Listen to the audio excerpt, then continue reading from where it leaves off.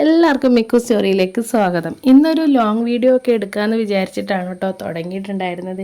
ഈ ഒരു ചോറ് കൊടുക്കണ കണ്ടോ, ഈ ഒരു സമയത്ത് എനിക്കൊരു 8ൻ്റെ പണിയെന്ന് തന്നെ പറയാൻ കിട്ടിയിട്ടോ. എന്താണെന്നൊക്കെ വഴിയെ പറയാം. ഇന്ന് ഉച്ചയ്ക്ക് ഞാൻ കറിയൊന്നും വെച്ചിട്ടുണ്ടായിരുന്നില്ല കേട്ടോ.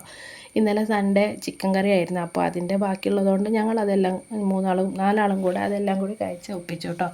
ഉച്ചയ്ക്ക് അനീഷേട്ടനും ഉണ്ടായിരുന്നു. അങ്ങനെ വൈകുന്നേരം ദേവു അതിനെ കഴിച്ചു. അങ്ങനെ അനീഷേട്ടൻ്റെ അടുത്ത് ഞാൻ പറഞ്ഞു രാത്രിയിലത്തേക്ക് എന്തെങ്കിലും മീൻ വാങ്ങിക്കോളാം, അതാകുമ്പോൾ പെട്ടെന്ന് കഴിയുമല്ലോ.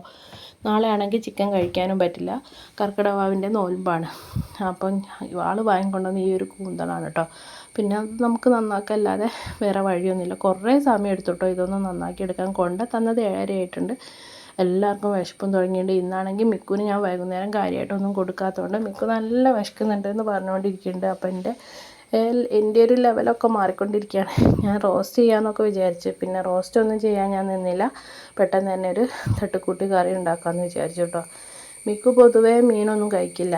എനിക്ക് ആദ്യം മിക്കുവിനും ഒരു മുട്ട പൊരിച്ച് ചോറ് കൊടുത്താൽ മതിയായിരുന്നു. അതിന് ഞാൻ ഇത് പെട്ടെന്ന് കഴിയുമെന്ന് വിചാരിച്ചു ഇത് തൊട്ടും പോയി.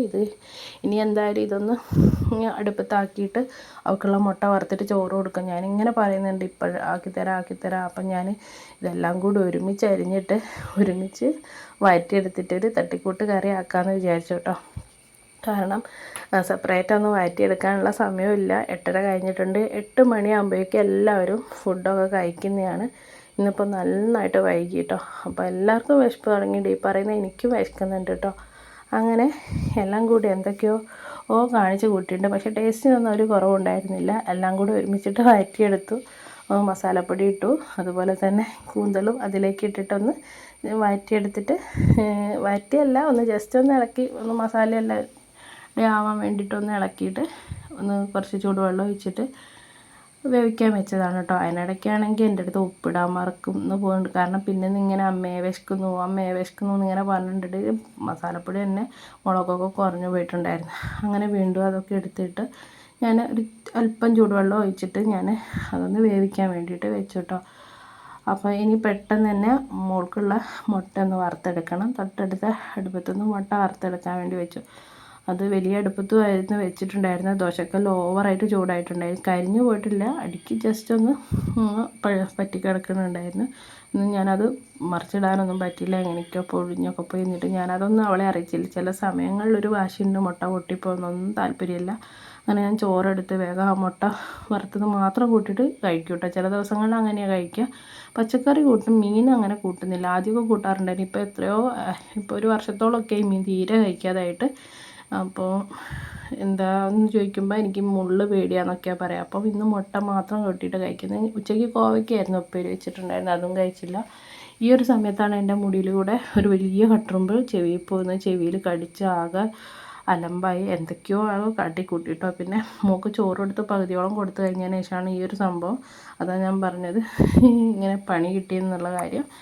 അങ്ങനെ ഞാൻ പെട്ടെന്ന് തന്നെ ചോറൊക്കെ ബാക്കി കൊടുത്ത് ഇവർക്കും എല്ലാവർക്കും വിശക്കുന്നുണ്ടായിരുന്നു. 9 മണി കഴിഞ്ഞിട്ടുണ്ട് കേട്ടോ. എല്ലാം കൂടി കഴിയുമ്പോഴേക്ക് ഉറുമ്പിൻ്റെ കടിയും എല്ലാം കൂടെ ഞാൻ പെട്ടെന്ന് തന്നെ ഇവർക്ക് എല്ലാവർക്കും ചോറൊക്കെ കൊടുത്തു. പെട്ടെന്ന് അടുക്കളയിൽ പാത്രമൊക്കെ കഴുകി വെച്ച് ഏകദേശം 10 മണിയായിട്ടുണ്ട്. പാത്രങ്ങളൊക്കെ കഴുകി വെച്ച് അതിനിടയ്ക്ക് മോളെ ഒന്ന് പല്ലേൽപ്പിക്കാനും അതുപോലെ ഓരോ കാര്യങ്ങളുണ്ടായിരുന്നു, അതൊക്കെ ചെയ്തു.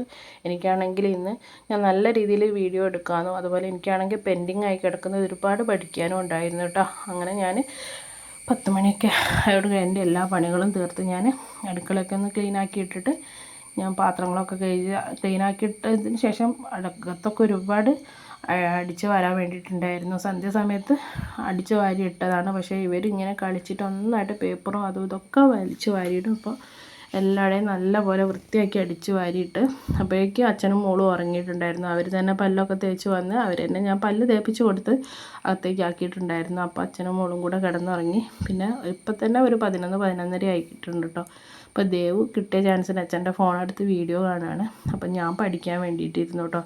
എന്തായാലും ഒരു 12:30-1 മണി വരെ കുറച്ച് പഠിച്ചിട്ട് കിടക്കണം. രാവിലെ നേരത്തെ എഴുന്നേൽക്കണം. അപ്പോൾ എല്ലാവർക്കും ബായ്.